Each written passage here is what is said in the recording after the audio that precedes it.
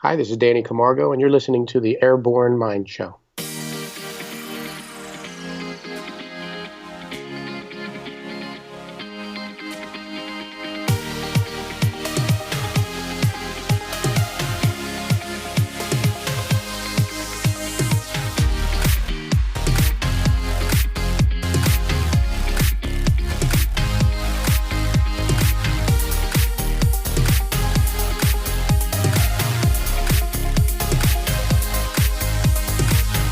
Hey guys, Misbah here. Thank you so much for joining me and welcome back to the show. So before we get started, make sure you head over to the airbornemind.com and check out some of the free coaching videos. Lots of cool warm-up and mobility related things over there. So see what is most relevant to you right now. Once again, that's theairbornemind.com. Now, today's podcast is brought to you by audible.com. So I'm reading this book called Mastery by Robert Greene. And I actually think that what you should do before you even check this one out is check out some of the interviews that he's done. If you just type in Robert Greene on iTunes, you can see all the podcast episodes he's done around the topic and with his previous books.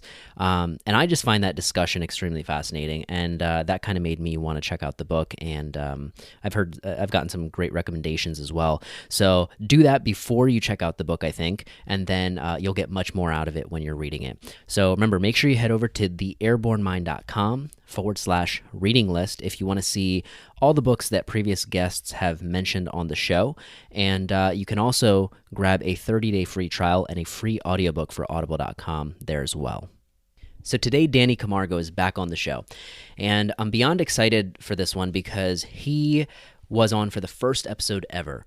And hopefully I've gotten better at this since then, but I recommend that you go check that one out because we dig into what it was like growing up around the barbell when nobody really cared, right? When weightlifting wasn't really that sexy. We talk about his coaching and programming philosophies, and we dig into his athletic career a little bit as well. And for those of you who don't know, he's been in this sport a very long time, I think over 27 years now, and he has represented Team USA in 9 international competitions and set 3 American records. As a coach, he's reached the top tier as a U.S. senior international coach, and you might know one of his athletes, Mattie Rogers, but he has also produced several state, collegiate, and national champions. Many of his athletes have also made it to the international stages of competition. In this episode, though, we're going to talk about technique and error correction. So when you think of Danny, you automatically think of technician, and with his passionate and authentic personality, when you combine that with how well he's able to articulate things, there's light bulbs that are bound to go off in this episode. We go through beginner, intermediate, and advanced errors for the snatch, clean, and jerk. And what we've done is linked up a few videos that you might want to check out that are on Danny's site, but on his Instagram page as well. So if you need a visual, you can kind of look at that, but you should be able to pick up on a decent amount of the stuff that we're talking about today, hopefully. If you have any questions, remember, don't hesitate to let me know. But yeah, I'll let you get to it. With that being said, please enjoy. Danny, welcome back to the show, man. Thank you for having me, man. I always appreciate when you reach out and we can talk shop. Yeah, for those who haven't listened to the first episode ever, you can get to know Danny a little bit better in that episode. We talk a lot about coaching philosophy and things like that. This one, we're going to be kind of getting straight to business. We're going to talk about the most common errors that you have come across. You've probably watched thousands of reps at this point. You teach seminars and certifications. So between beginner athletes, intermediate, and advanced, what are the most common errors that people are making and how can we address them? Especially with the Open coming up, this is definitely a fun topic to touch on. Absolutely. I pride myself on being a technical coach. Mm-hmm. I made that decision when I started coaching. It just out of all the aspects of coaching, it's the one that I find most challenging. And even when you think you know it, someone new comes in, a new body type comes in, a scenario comes in, and it pops up, and you're like, wow, I haven't seen that one. How do I address it? What do I do? And then you evaluate your cues and corrections. So I love talking about technique. It's excitable. Yeah, and you articulate it really well, which is why I'm excited to have you on. So let's start with some beginner errors, starting with the snatch and clean. So I guess something we want to touch on before we even get into it is the snatch and clean are somewhat identical with mechanical principles, correct? Absolutely. I tell people this all the time. The the effort or the mechanics behind the snatch and clean are the exact same thing. What gets the bar from the ground to any elevated height, regardless. Sorry, you cut out there. And so go ahead, because that's okay. I was going to and just confirm. Yeah, basically, and that's what I was doing, confirming that they're the exact same thing, and we treat them differently. And I think what's funny is people they treat them different. Really, I don't say that they treat them both differently. They treat the snatch differently. And the reason they treat the snatch differently, I think, is because they think right before the setup. They are thinking of all the mechanics, and they're thinking to themselves, all right, I got to get this bar all the way overhead. And I think that's where the problem lies, because in the effort of trying to, quote, get it all the way overhead, what you're doing is now creating some cheats along the way, when in reality, on both lifts, man, you're just trying to get that thing high enough to get under it. Mm-hmm. Yeah, and go ahead. I was going to let you talk a little bit more about it. Essentially, are you saying that you kind of think about the bar moving from position to position? For example, like, the point of the first pull is to get it to the second. The point of the second is to get it to the third. Is that how you're kind of referring to thinking about it, instead of thinking of it as one full whole moving piece? Because it's a little overwhelming when you think about all the moving parts that the snatch consists of. Yeah, it can be. It certainly can be overwhelming. But if I could say it differently, I would say this. A beginner will think right before the snatch, I have to get this into the overhead position. Whereas someone more advanced would think, I just got to get under it. Mm-hmm. It's a different approach, a different mental approach. And then that same beginner will go to the clean and jerk and think to themselves, wow, this is going to be a little easier. I only have to bring it to my shoulders, which in their mind is a lower height from the ground. When in reality, the advanced lifter, again, thinking, let's just get under this puppy. Really, it's the fact that someone who is experienced, if you were to identify their snatch and their clean and jerk, the bar height from ground to the end position, the top of its trajectory, both actually in both lifts reach the same distance from the ground in both lifts. Yeah. And this can be seen if you study and analyze advanced lifters. So if we're saying point A to point B is the same height in both, how you get there should be identical in both. Mm-hmm. Okay, so let's start with what is the most common thing that you see with both the snatch and clean. What is the first error? Man, day one, the most popular, most common, I should say. I wouldn't even say popular, because none of this stuff is, errors are not are not in demand, right? We're trying to fix them. But the most common one I see is the hips rising way too fast at a greater speed than that of the shoulders. It's funny, I was taught as a young boy, my coach would say, hips and bar rise at the same rate. And over the years, I see literature, I see articles, I have books. I believe USA Weightlifting's manual refers to the same concept, but they say it differently. They say hips and shoulders. It's the same thing. If you look at it, shoulders are attached to the arms or attached to the barbell, right? So whether you are referencing the bar or the shoulders, either must rise the same rate in relation to the hips. And so the common mistake we see is people immediately lift the bar up and their butt comes up too fast. I will say the reason why I think people do this is that whoever taught you how to snatch and clean and jerk didn't have to tell you that speed is important. We kind of figured that out really fast. Now, hopefully, a good coach may mention this at some point, but reserves that for later in the development. You can't practice speed too early at the wrong time. Some athletes develop faster than others, so maybe you can have that conversation sooner than others. But overall, there is a place and time to address speed. Certainly ain't the first day or soon after. All right. So going back to the fact that we feel that speed is important. We kind of figure that out. We love it when the bar feels fast, right? especially when we don't intend to, like you're snatching, and then you hit that perfect one, right? Like magic. Magic, man, right? It's like a golf swing. I make that analogy all the time. How many years does it take to develop a golf swing? So people love it when they feel fast. But here's the problem. We love when the bar feels light and fast and quick, whether we intend on it or not. But now we put load on the bar. And now we are, for the first time in our development, trying heavier weight. Hopefully beginners are not maxing out there, but heavier weight. And now we pick up the barbell, and it's heavy. And we panic. And we don't like that feeling.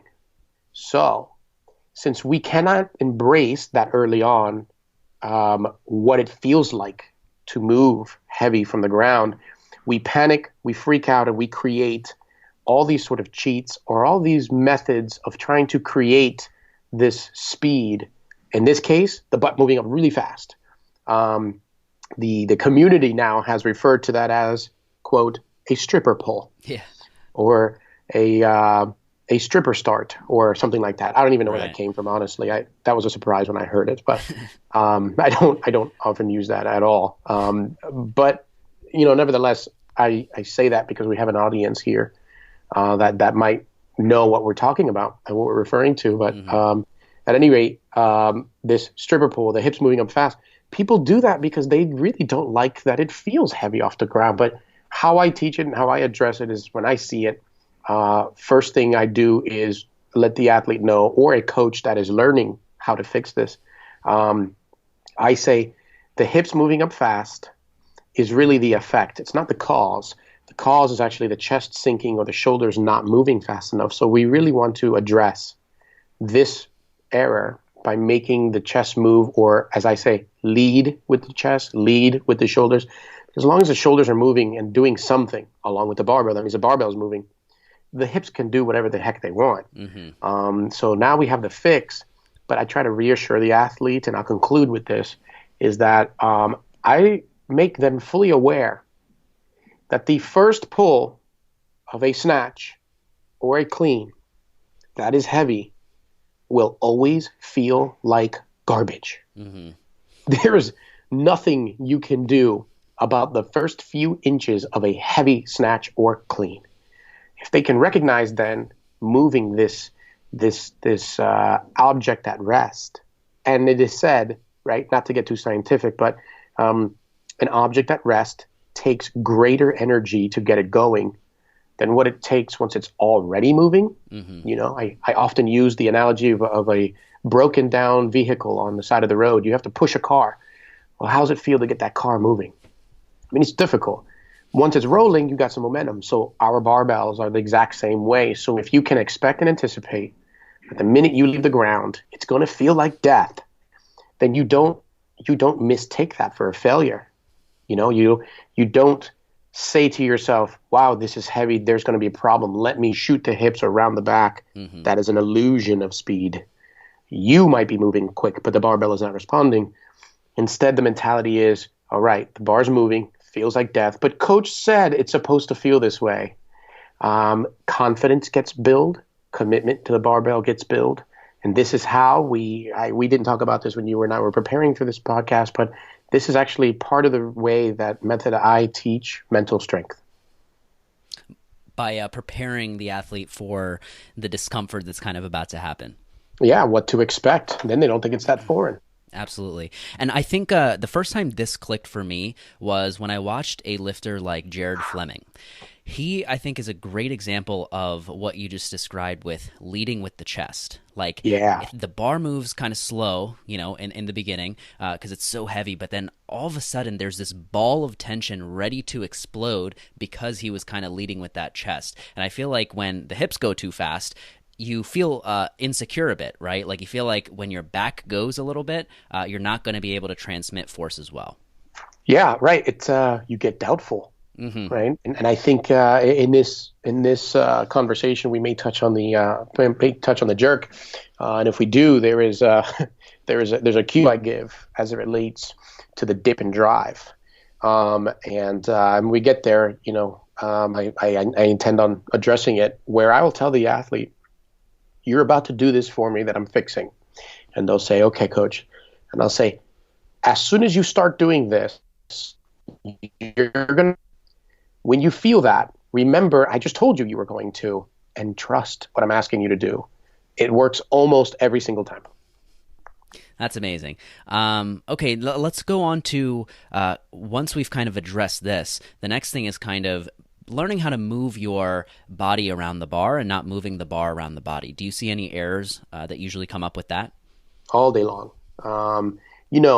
It's funny because we're asking athletes to move this external object around themselves. Now, we aren't literally trying to move it around themselves. They are manipulating this external object. We all know, if you've been doing this long enough, you know that gymnasts cross over into weightlifting, those who do, and they come in with talent, right? Mm-hmm. They have great body awareness, flexibility, and strength. So most gymnasts begin they begin with 1 foot forward. They're ready to go. The talent is great. However, I've seen some gymnasts in my own experience actually struggle despite the talent they have to apply to the barbell because they are used to moving themselves around fixed objects. But now it's the reverse. And so there's an odd timing for them. Most common thing I see as it relates to moving the bar or moving themselves around a bar is when we're trying to talk about getting on the knees. The knees can really be problematic for a lot of people. Again, they do this because of awareness. This is an awareness thing. It's not even a strength issue. It's not a panic issue like our last one we just discussed. When I see athletes move a barbell around the knees, that's a poor bar traction or trajectory. So you got to find a way to get athletes to get their knees out of the way of what we want to be a straight vertical barbell with mild curvature. And it's harder for taller individuals, not impossible for you taller people out there. Nothing is impossible. You can still do this too. But it is a little more challenging for the taller individuals because so much of them are in the way of the path of the bar. This is why it's part of the reason why it's said that shorter individuals, weightlifting favors the shorter individuals and those with smaller proportions. Easiest way to do this that I fix is really have them focus on driving up off the ground with the majority of their pressure, the majority of their weight balance on the heels. By shoving heels to the ground, it tends to kind of automatically pull those knees back while the rest of the body and the upper body is in this really good hang position that everyone loves. I mean, how many people are better in the hang, right? Yeah. Yeah, which is a problem. Right. Ultimately, it's a problem. But it really does reassure them. The other thing is I just have them move their knees out, see if they can bow them outward. And that usually fixes this error. So something to touch on, and this is something that clicked for me, and it might for some other people, but when you start to think of when you're performing the snatch or clean, that bar path that you mentioned, that straight line, so the bar starts at midfoot, and we ideally want it to stay as close to that straight line as possible, things just kind of start to click. Like I started to think about it that way, and I'm like, all right, let me try to make the straightest line that I can. And when you pull it off, that's when it feels, smooth and it feels like magic. So with your previous cue, keeping that chest up nice and tight, if we do what you just said now, drive through the heels, you're saying that automatically will kind of fix the issue. Absolutely. In fact, from the two errors we're talking about here, leading with the chest, even if it feels like it's heavier, it's not heavier. Mm-hmm. It's controlled. It's the way it's supposed to. Heck, I've told people, this is going back to the last error of the hips coming up too fast. I tell people, hey, you're about to do a 1 rep max. I know you can do it. I believe you can do it. If you pick up this barbell, baby, and it feels light, something is wrong. Yeah. So with that said, keeping your chest moving plus drilling heels to the ground, and not to the extent where the toes are losing contact with the ground, but it is a general weight distribution. Mm-hmm. Man, you've got an outstanding first pull and a ton of comfort and confidence going into what will be the second pull and the rest of the lift. So let's move on to that now. So when we are now at the second pull, what's an error that you typically see here? I know that, the bar kind of floating away from you as we go to explode. That's something that we commonly see. How do you feel about that? Yeah. So what I see is, even if they did everything that we've talked so far about correctly, they'll come into the hips, whether they make significant contact or not. I do not stress bang the bar, smack the bar, impact, contact the bar. I want it close, whether that's a brush, whether that is a significant strike. I just need it close to the hips. And I do that to alleviate this error, or to minimize it, I should say. But when people get to the hips, they go to jump. This is where the bar is at its greatest velocity. This is the biggest effort. This is actually the moment that all sports use Olympic lifting for. Right. And that's power production. At this moment, they'll send that bar out and away from them, creating too much space between the bar and themselves. My analogy on this is we do not carry groceries in from the store with our arms extended out in front of us. Right? Mm-hmm. We don't hold children that way either, Instead, we embrace both. We are stronger, and that's a whole center of gravity thing. It's control of the object we're carrying if it's closer to us. The barbell is the exact same way. So the farther the barbell is located in relation to the body, the heavier we're making it, whether we know that or not. Mm-hmm. Plus, Misbah, I'm going to tell you this. Another thing other than making the bar heavier at this moment and then losing some of that control over it is, in the catch that we'll talk about here in a moment, it will actually negatively affect how you receive it. The closer the bar is to you and the more vertical you can keep it, will allow you then the end position, which is the catch, to be more vertical and controlled. You hit that bar out and away from you, it becomes a swing. It looks like a question mark. And in doing so, you cannot always predict where it's going to go. Mm-hmm. And so with this distance, you can see it from a mile away. There's a few ways we have to fix it. Now, before, like I do all my cues and corrections, which is actually the reason why I wrote the book. We've talked about this before. Yeah. I wrote that book, and we can reference it later. But I wrote it with this inspiration, right? That how many times have you been watching someone, something is wrong, but like you don't quite know how to fix it, right? Right. And I intended on answering as many of those as possible. And in essence, I think this conversation is kind of summarizing what I have, the content I have in that book. But mm-hmm. At any rate, I always, when I see an error, I let the athlete know that there's an error. Then I tell them why they're probably doing it. That tends to help people, and that's something I'm not sure I read a lot about, or that step in correcting it. I tell them, you're probably doing this because of, usually it's some other natural sensation they have gained from some other sport. In this case, why people smack that bar out and away is because that forward movement of the hips feels freaking cool. That's it, man. It feels awesome to connect and jump, and it feels fast. It feels fast because our hips are traveling horizontally, right? So that's forward and backwards. That is weight-bearing, but not as much load-bearing as going upward, right? And so if I can describe that just by trying to articulate it, when our hips shift from being back behind the bar, swing forward, bad term, let me say shifting forward, it's so easy for all of us to do it that we tend to rely on it because of how cool it feels, how good it feels. Well, now we've mastered that connection and we're overdoing it. We are picking up this barbell, Misbah, and we're thinking, man, if I can just get to the hips, then my hips will do everything. The hips should not be relied upon for the totality of the lift. There's way more to consider. Mm-hmm. It's just a step. Right. And it doesn't have any greater value than any previous step or anything that comes after it. Right? The legs actually have a greater value. If I can pick anything that does. So this is why people do it. And I'll tell an athlete, you're swinging the bar out and you're honestly doing it because it just feels like you can get away with it. And you can at the lighter weights, but not the heavy.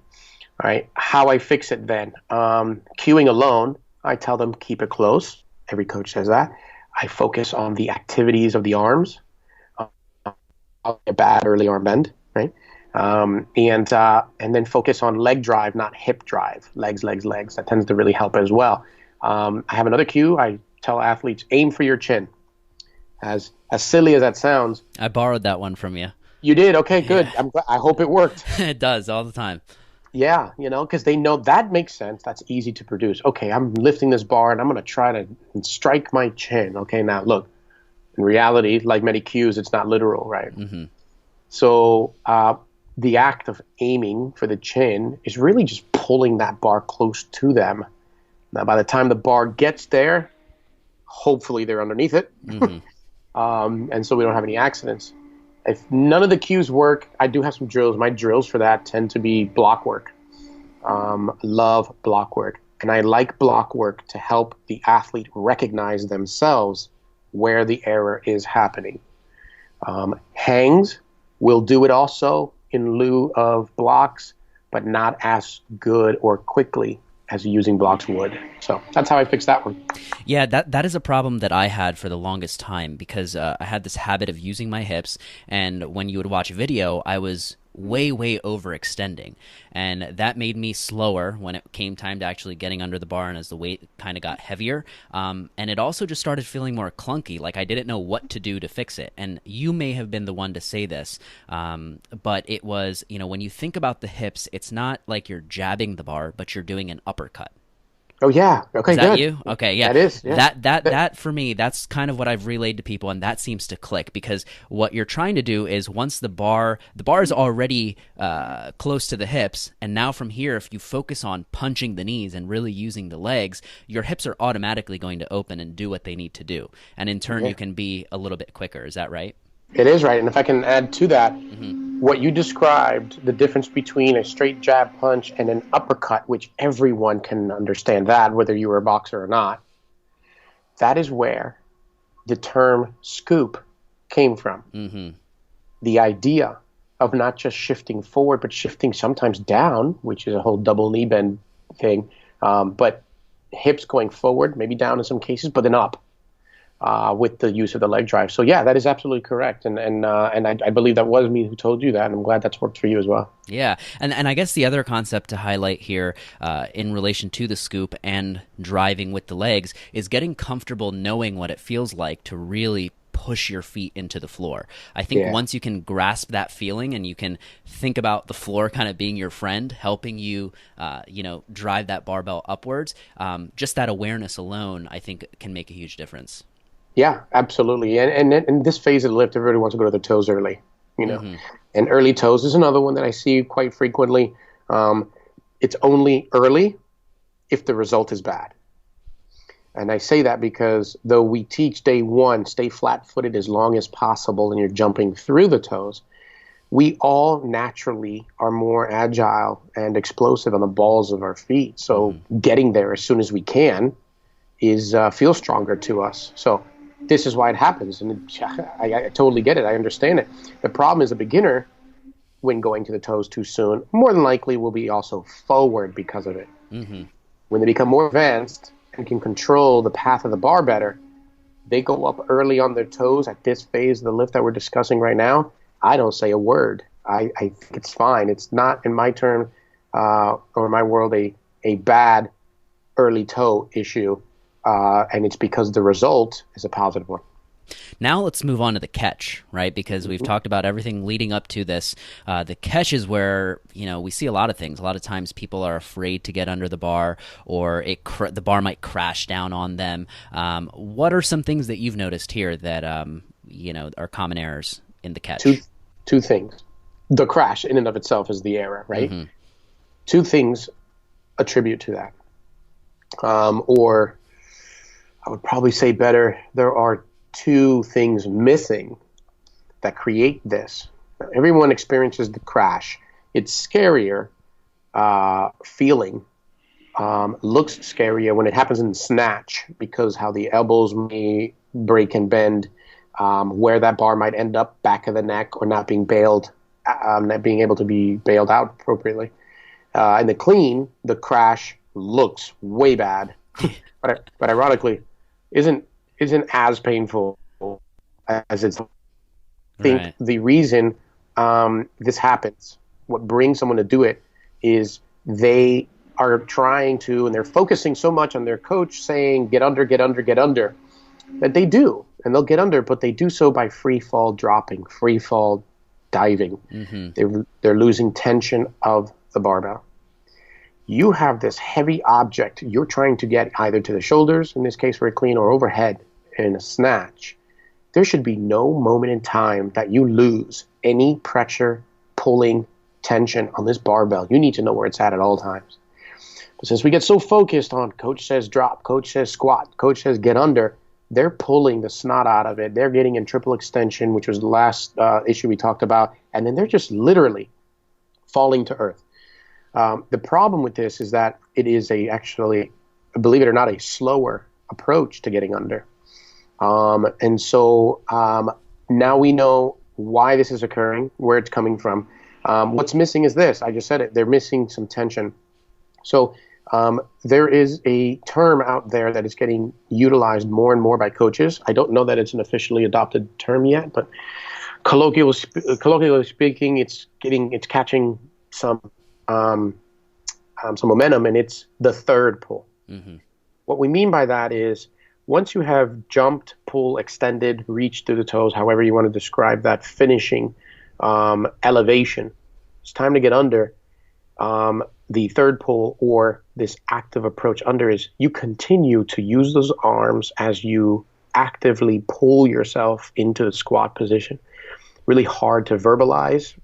Seeing it demoed, especially in slow motion, is easier, but we can't just free fall and drop. That's where they get this loss of tension, and then they expecting to get tense again when the bar is on their shoulders or in the overhead position. And so I teach using the arms to pull yourself under. The USA Weightlifting Coaches Manual, for those who've been certified or soon to be certified or would like to get certified, they cover this topic. They don't have a title for it. They don't have a name for it, but they do describe it more as your traps. It's like a shoulder shrug getting into the squat, and we should stop thinking about shrugging for elevation, but rather shrugging to be active getting under. Now, everything I just said, you can't think about. Right. Right? You got to feel this occur. I'll conclude by saying this active approach, the reason why it is faster than just dropping, is that say you were to grab a fixed object like a pillar in the middle of a weight room, right? A column. We all know that we can grab that column and we can pull ourselves to gain some sort of leverage against it. Well, the barbell, for a fraction of a second, becomes that exact same scenario where you're using the bar to pull yourself under. Not only do you make yourself faster, as I've just illustrated, by using it as leverage, but really you slow the rate at which the bar is falling to earth, right? And you're buying yourself time. So for those who know Mattie Rogers or follow Mattie Rogers, I remember discussing this with her early in her development. And she took that herself. Now she's coaching as well, primarily youth. She loves working with youth. And I'm going to cite her and say she's turned everything that I've just told you into her own cue, which she says, feel the bar all the way into the squat. In other words, don't lose contact with it. Right. That seems to help. The second part that I think why this occurs, or not the reason for it, but what's missing, is really awareness to where that bar stops, period. So meeting the bar.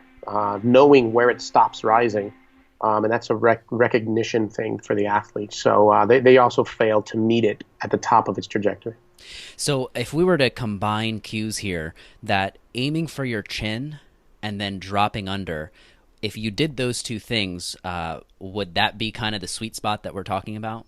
That would be the lift. You would say to yourself, oh my gosh, did I record that one? Yeah.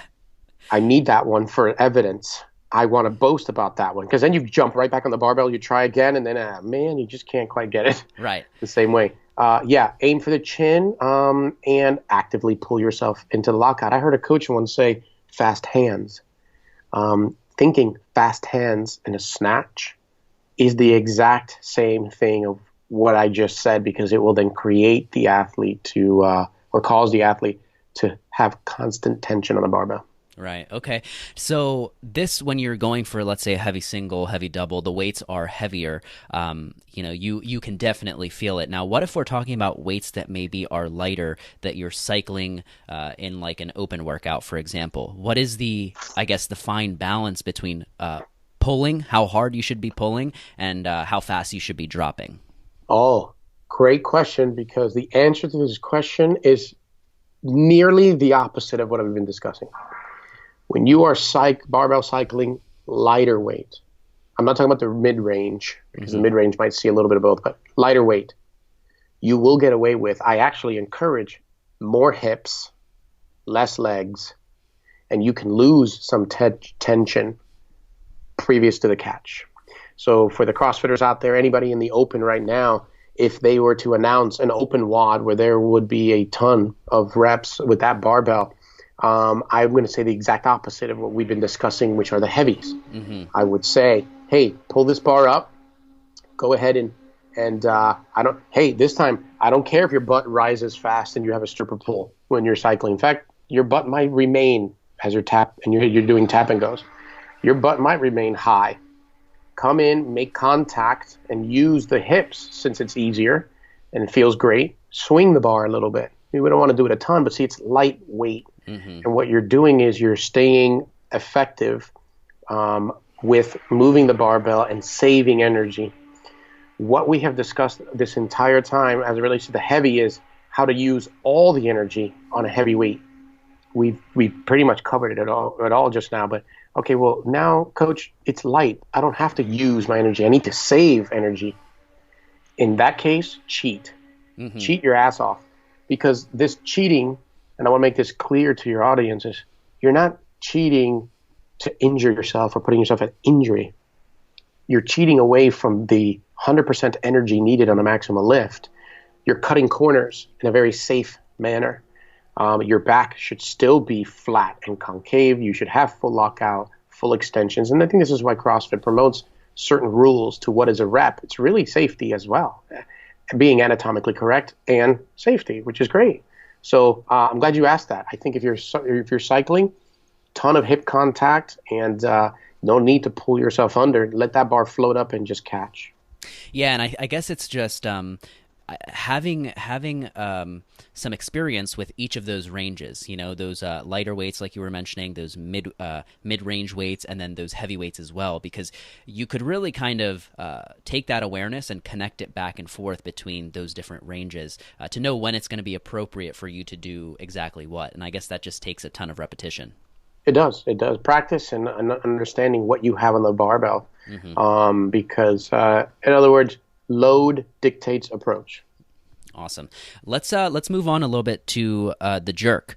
So something that we also see, and maybe this is not even just the split jerk, but if we're looking at the open or a Metcon, just going simply shoulder to overhead, any type of shoulder to overhead, you kind of stop halfway and then you press out a little bit, right? So is that an error that you see? Is that pressing out, maybe not meeting the bar, not getting under it enough?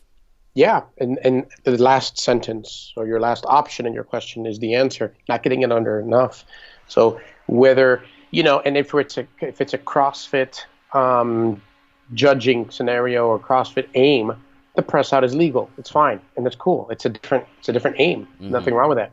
If you're in the world of weightlifting, the standard is different because it has a different aim, and in which case this is what we're talking about. And I'll even say this: when it's a heavy lift, CrossFitters don't like to press out. They still like to get that snappy elbow and that that speed of the catch in the overhead position. So, but it's really the reason why this happens to all of us when it happens is the body is not low enough to accommodate the lockout. See, if I could refer back to Snatch and Clean, when the bar's light in a Snatch and Clean, we can elevate that bar all the way up to our chest, our face, right? Because it's light. As it gets heavier, we know that we are unable to elevate it as high. So the squatting, the active pulling under, or AKA third pull, is needed in order to be successful.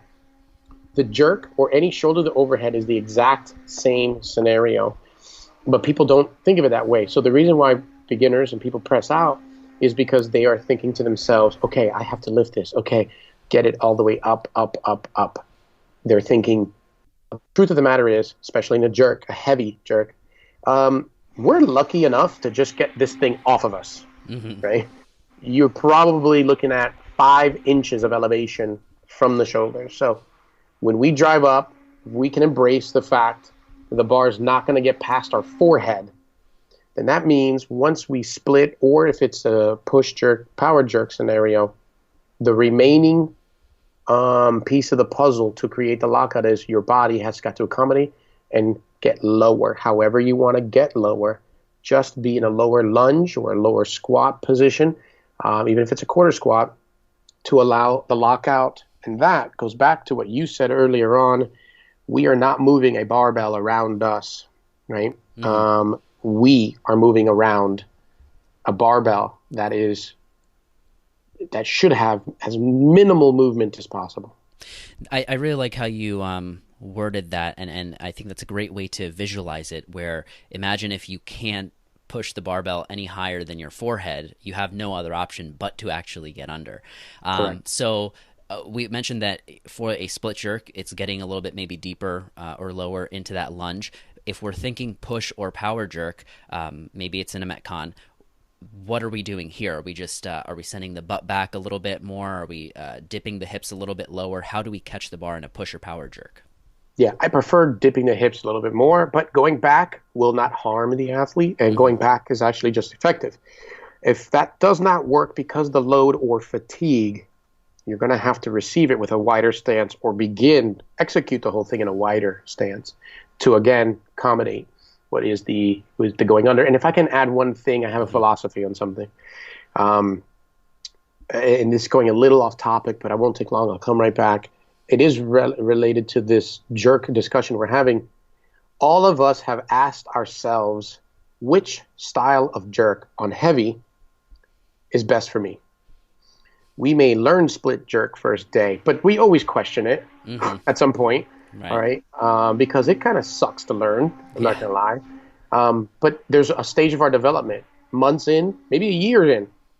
Coach, I've been split jerking, and I want to try power jerking, squat jerking, and I've always asked the athlete, okay, why? Now, if they say something like, "Well, I saw it on YouTube, I thought it was cool," the answer is no. Stick to what we're doing.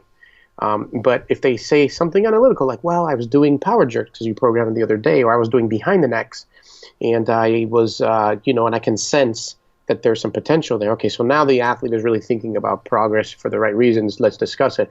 Here's the answer to which jerk works best. It all comes down to one question that you must answer. Which of all of them, push, power, split, or squat, which one of those can I get the lowest? Can I get the lower stance and remain strong in the overhead, right?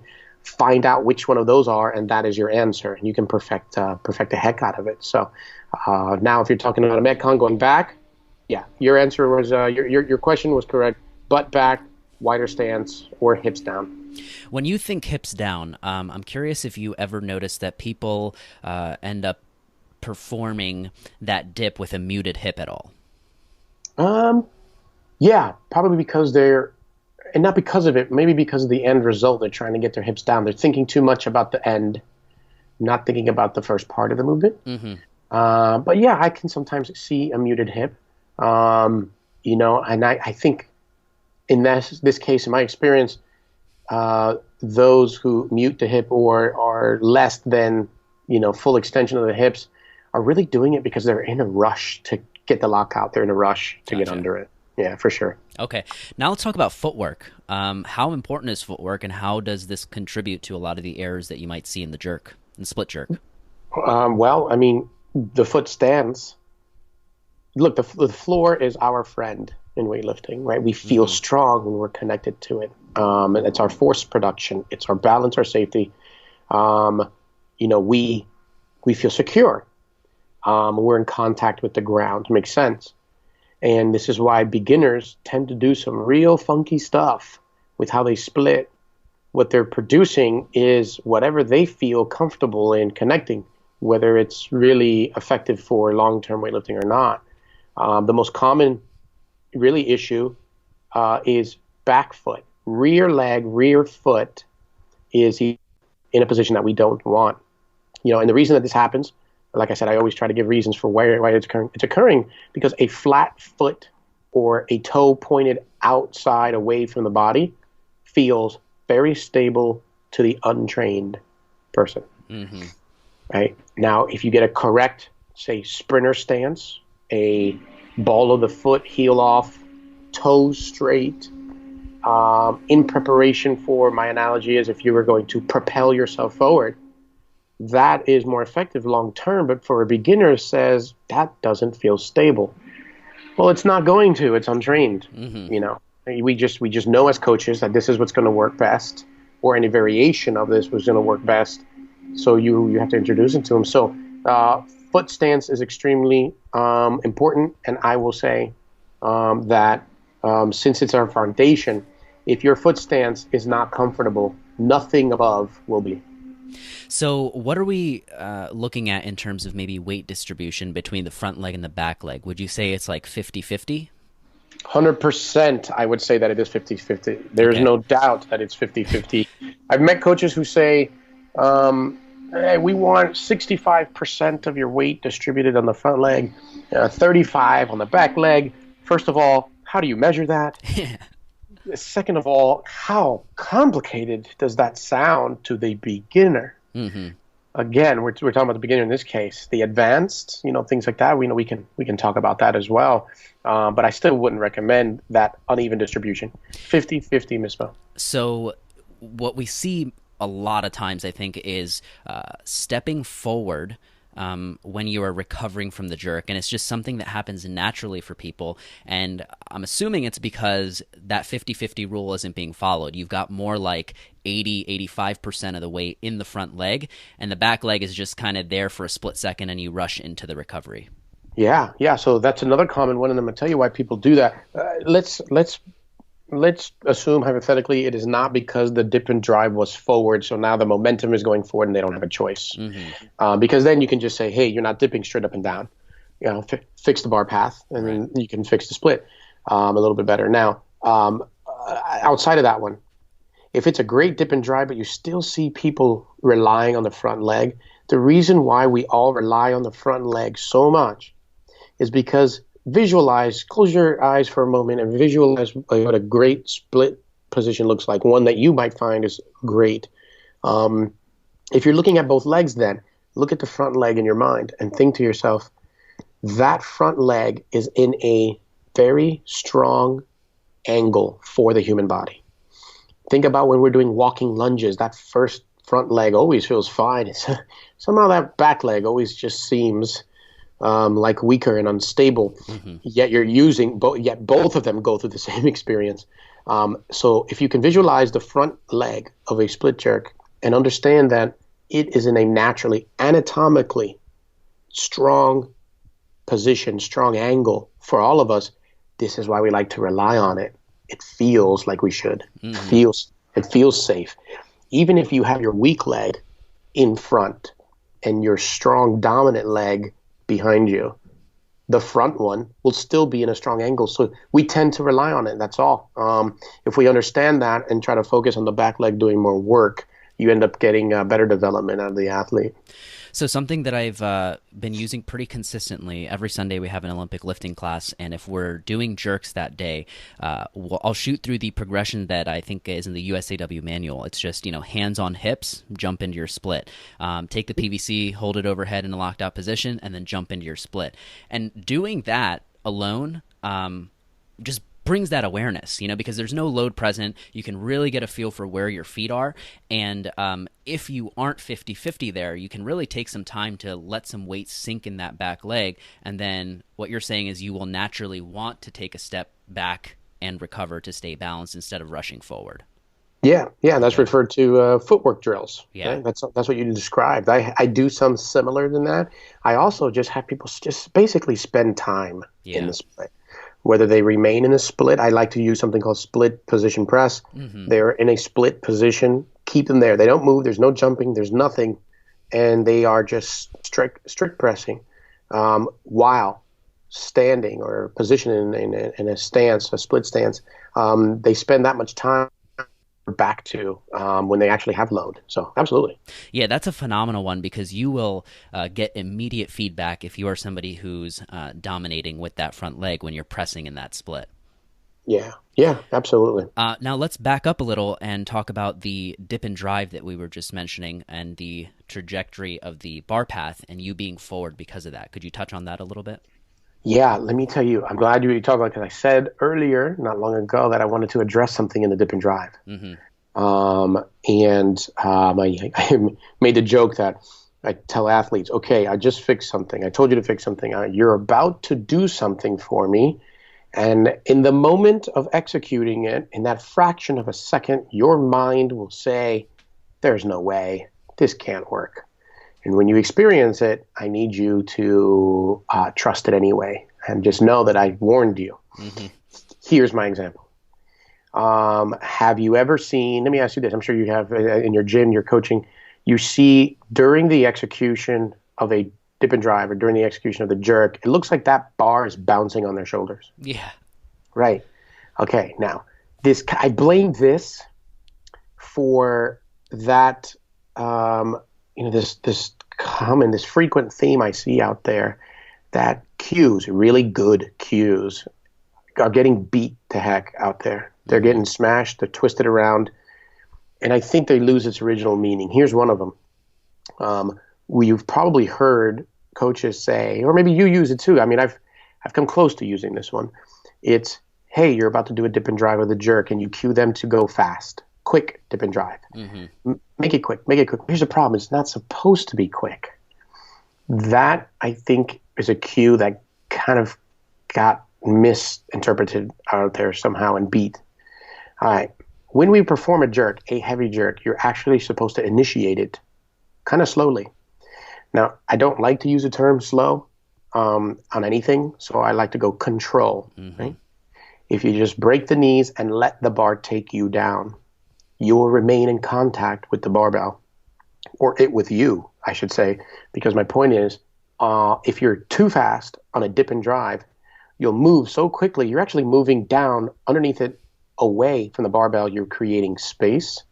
And now you're going to ram right back into it when you decide to go the other direction. And now you create this bouncing of the barbell. Mm-hmm. That is bad for, transfer of energy. All right. So if you can keep the bar on your shoulders, not let it bounce by starting the dip relatively slow, controlled, what does have to be fast. This is where the cue got beat, I think. What does have to be fast is the reverse in direction. It's saying, all right, now it's time for me to go up. If you do it very quickly and you change directions, you'll get that cool snap of the bar, first of all. But the energy you're producing gets directly transferred into the barbell, and you're going to get a ton of elevation. You're going to get way more confident with your jerks. And this is what I tell athletes. When you start the jerk kind of slow or controlled, at that moment you're thinking, there's no way this is going to work. But it does. It is the best way to control energy on that barbell. Now, this is going to be going a little bit backwards, but I want to make sure to touch on this. With the snatch in particular, how do you address somebody who is not even close to their hip, right? They're not getting that barbell close enough to the hip, and maybe it's in that upper quad region. What are the first things that you kind of look at when somebody's not making that contact? Yeah, well, the first reason I discuss with them is why. Why is it happening to them? It's happening to them because they haven't mastered yet the feeling, the sensation. They don't have the coordination to get the bar going from up through the knees, then turning, curving to them, and then going up once again. You want the bar to go from ground to whatever end position as straight as possible, but we have to have curvature. That curvature, you're changing directions a little bit on this bar. So in other words, they are having a hard time understanding how to change directions. It is slightly. We're not making any 90-degree turns, right?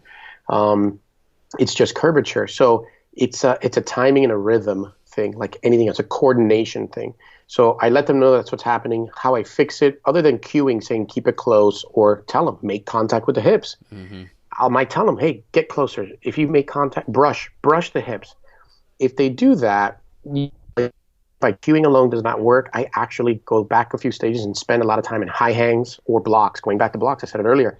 Blocks are the number one way I try to get an athlete to recognize the error. So if they spend more time with blocks, they're able to connect it later on. Now, I'm curious if you've ever seen this. So, have you noticed that maybe that double knee bend or that scoop that we were referring to earlier maybe is not happening?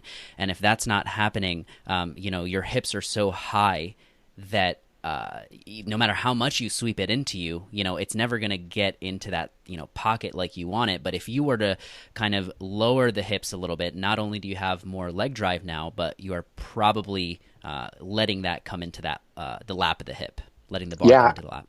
Yeah, I often say sink the hips, right? Yeah. Same thing. And I'm glad you said that because, a lot of coaches don't quite identify that.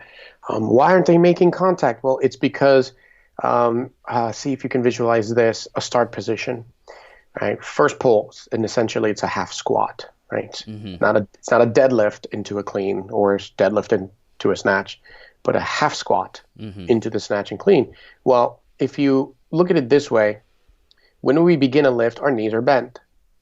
As we're pulling the bar up in the first pull through the knees must straighten a little bit. Mm-hmm. That's really, technically, that's the only thing that's changing, are the knees extending, right. And pulling back at the same time. But they're extending. Once they surpass the knees should stop bending. They should not bend anymore. The reason why they should not is because even though there is some upward elevation, it's actually, this is where the curve is happening. So a shifting should occur. When the shifting is occurring into the hips with that bar, the knees can remain bent. Or if you straighten them too much, you can rebend, hence double knee bend, and create the lowering of the hips, like you said, which I agree with, sinking the hips. It's the same thing. That action, which is creating, it's the early part of that uppercut. The scoop will help them a lot better. The error is when the knees are straightening, when the bar is getting lifted, and then after the knees, when the bar passes the knees, I should say, the knees continue to straighten. And now, by the time the lifter gets that bar around the hips, their legs are basically already straight, and they have little flexion to create a jump. Would you say that maybe, like, what is the spot? Maybe it's mid thigh or so. Where do you start to initiate that scoop of the sinking of the hip? Wow, good question. I teach after the knees begin the shifting. Okay. But I teach, especially for those who can understand what we're saying here, scoop, sinking of the hips, uppercut, rebending, double knee bending of the knee should occur, like I say, at the moment the bar gets to the hips, right before that moment. If someone can't really make the reference in time, they need an actual location, I say upper quads. Okay, gotcha. How are we doing on time so far? Great. I think I got about another, let's go another 15 minutes. Cool. All right, let's touch on some intermediate and advanced errors. So if we are talking about the snatch and clean, maybe let's start with the setup or the routine that you kind of get into before the bar even comes off the floor. Yeah, well, what I see is, let's start with coming off the floor. Sometimes the routine these athletes develop on their own, the pre-lift ritual, it can actually negatively affect the lift-off. See, I say that because I think the beginner and the intermediate are taught static start. Mm-hmm. Right? So we're taught, here's your setup, don't move. Okay, now lift. It's a slow static start. But then we get comfortable. We get good at what we're doing. We want something more dynamic, more ballistic. Let's get this thing exploding off the ground, which essentially we cannot do, but we want to make it feel that way at least. And so now you have some weird stuff happening there. Other than inconsistencies that it's not the exact same start. By that I mean they may pump the hips and go, or they get some sort of dynamic or ballistic start, but every rep, their geometry is not the same. Other than that, I see the bar getting kicked out a lot, which drives me nuts. bank down at the start position, and they don't realize that at the moment of lift, they actually rolled the bar forward a quarter of an inch. Mm-hmm. I don't even like to say roll because that makes it sound nicer than what it really is. It's like they pop the bar outward and lift up. Mm-hmm. This bar is heavy, man. It's heavy. Like, we don't want any excessive movements with it. We want the thing just going straight up, or sweep back for those who can produce that. We definitely don't want it going out forward at all and then up. Even if it's very slight, it will mean big problems, for the athlete. And I think this happens for these advanced athletes. When I start seeing it, it's because they're trying to get a stronger start, and doing so, they're actually causing some other issues. Bar placement can be an issue, so I would tell athletes to look at where the bar is. I like over the midfoot.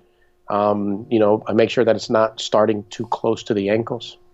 But that one's the number one. And if I can add this one, a pet peeve of mine are the athletes who roll the bar forward, roll the bar back, roll it forward. They're rolling. They look like they're rolling pizza, man. They're rolling dough. Yeah, and then they're like, okay, now I'm ready, and then they lift.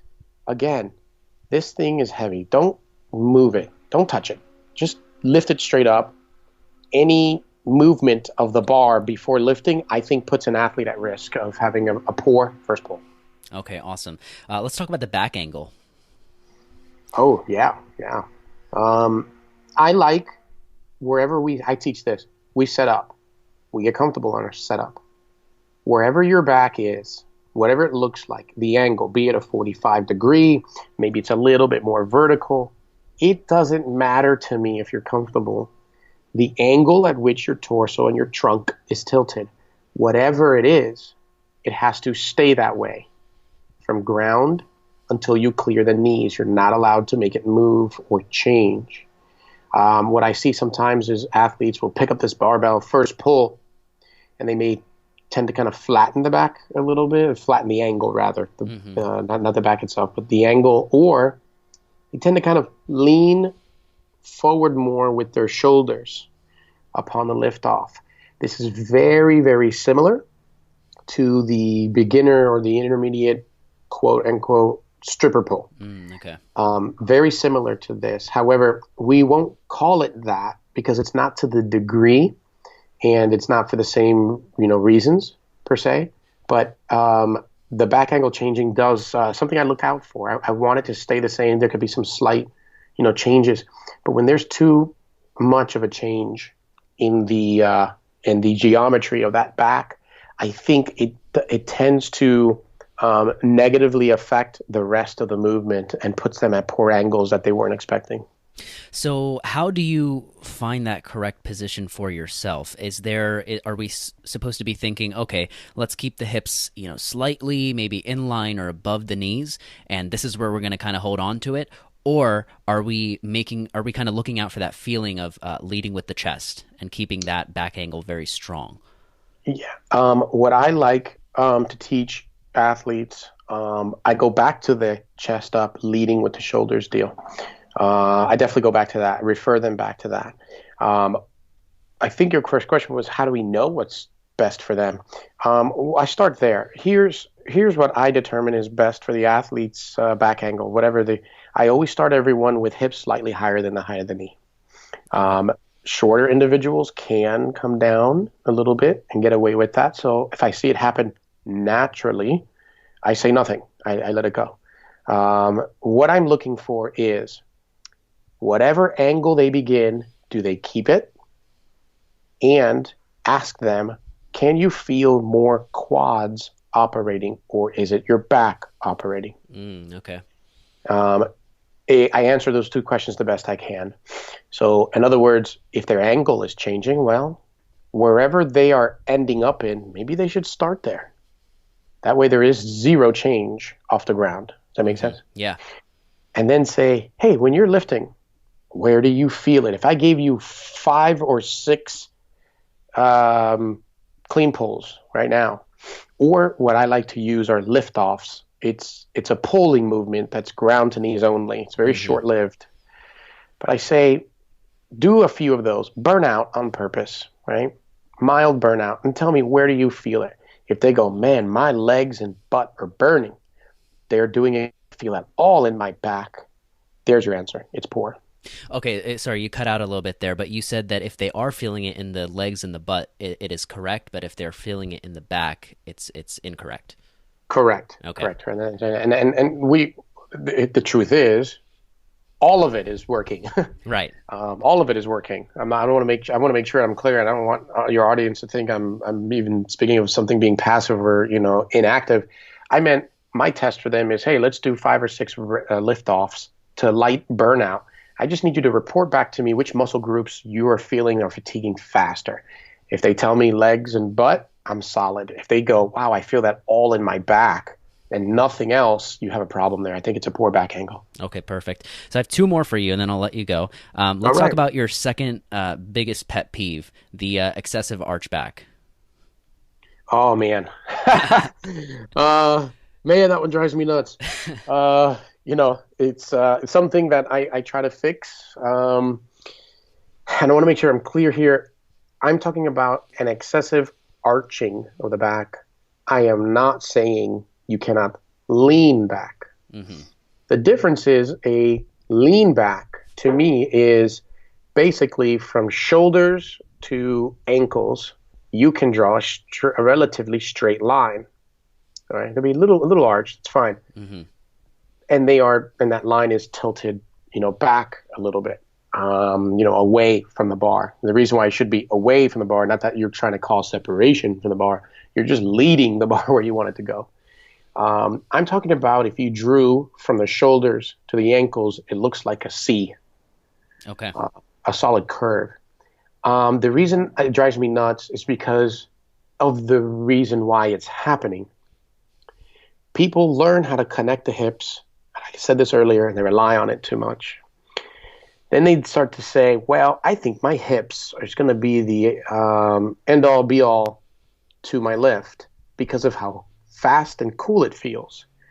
Forgetting that, speed is not in the pull. Speed is in the catch. Mm-hmm.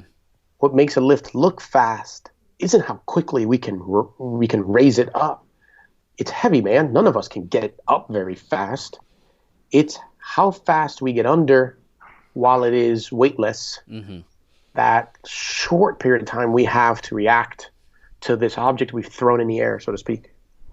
And so the arch back drives me nuts because I think people are just relying on the hips too much, and it looks cool, mm-hmm. honestly, to get this lean back. Well, the problem with that is arching back does not, in my opinion, does not create better bar elevation, which is up, not back. Second, your chest, your shoulder, your torso is so far backwards, you have to now come forward to catch and receive. I think that way back, way forward at the moment of the catch can cause some imbalances and loss of balances, and you got some issues there. I've actually experienced that in the early days. That's something that I used to do all the time, and I think the root issue that I connected it back to when I actually watched video of myself was that arch was happening because I was thinking chest up, right? Lead with the chest, but because of that, I was not keeping that rib cage down, right? Like I was, there was no awareness there. And so now when you take it to exactly the point that you're talking about, it throws everything else off as well. So I don't know, what do you recommend for that? Just building awareness through, maybe hollow holds and things like that, and then focusing on lift-offs with that, with that rib cage down and chest up? Yeah, that could work. You know how I fix it? When I'm talking cues only, I cue verticality, get vertical, reach for the ceiling, right? Mm-hmm. I do high pulls, and the static high pulls, not the dynamic ones, where you're high pulling to the chest, but you intentionally redip. Mm-hmm. I prefer not the redip because it can cut off some of the pull. So I like to extend reach and bring that bar to their chest statically. That seems to work. And if that still doesn't work, 100%, I either get back on blocks or high hang, very high hang, mm-hmm. with the added element of kind of heavy. I can tell you this and add, the reason why I like blocks or high hang is because if someone was starting a lift at a high hang and they try to arch back, not only would they feel it, but they would fail. If you are in a high hang or high block, the only way to get it is if you go up. Okay. Oh, I just remembered. So when you're talking about the high pull, and if you have that arched back, essentially you are going to feel a little bit unbalanced, right? But if you maybe are staying, nice and vertical, like you mentioned, everything will feel somewhat balanced at that finish position of the high pull. Correct. Okay, awesome. All right, this is the last one. Let's talk about the timing of the catch. Yeah, the timing, which goes back to the bar crashing. At times, especially even in the jerk, that comes down to awareness. That comes down to meeting the bar. I touched on it earlier. All right, we all know that whether it's a snatch, clean, or jerk, from the moment it begins, we should all catch or receive wherever the bar stops rising, wherever that's at. Mm-hmm. And so one of the pet peeves I have, and this one I don't with beginners, but I certainly do with people who are more advanced. They're so focused on the catch that they overcatch almost. They kind of go too deep. And they are not paying attention to wherever the bar lands, right? Or correction, wherever the bar stops rising. Mm-hmm. And what I mean by landing would mean like landing at the top of its trajectory. And so that timing, the timing of the barbell is extremely important, because if you do not receive where the bar has stopped rising, that means you're going to receive it after that point, which means it's on its way down. Right. And it's on its way down without you. So because that is occurring, even if it's an inch, man, even if it's a very short amount, you've got gravity plus this object falling to earth without any guidance or resistance. It is going to smash you. It is going to be heavier than what it should be had you received it and met the bar and kind of guided it and controlled it as it was falling to earth. It will be smoother, you'll look cooler, and you'll do more weight. Yeah.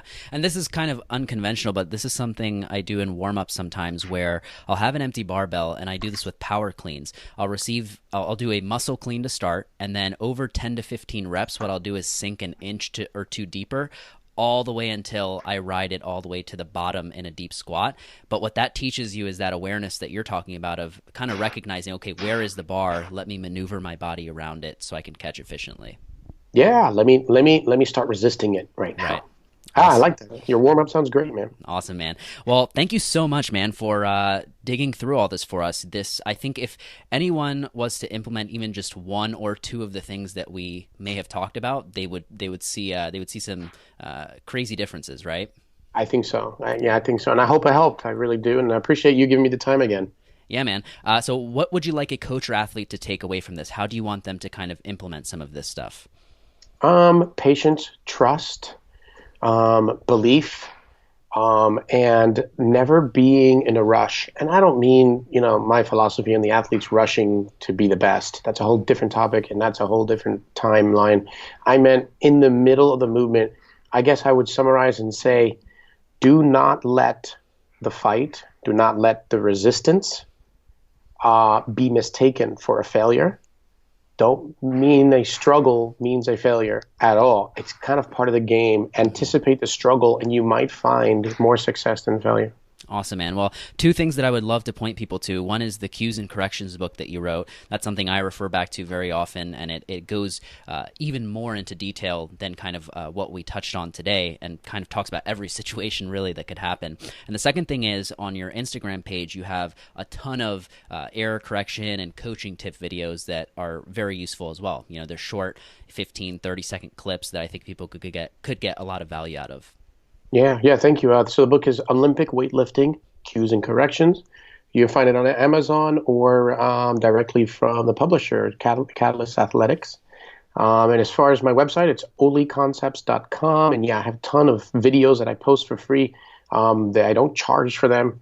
They're available. I just believe in communicating with coaches, and I think they're great tips. I'm very proud of them. None of them are more than 1 minute to 2 minutes long. The majority are only 30 seconds, because I believe in, look, this is a snatch. Here's where you're at. This is what I think you should do. Give it a shot. Go. Bye. Done. I know for a fact that if I really did long, or two rather, I should say, I just think I would lose, the attention span of these people. So Right. All right, man. Well, once again, thank you so much, and I'll talk to you soon. Thank you.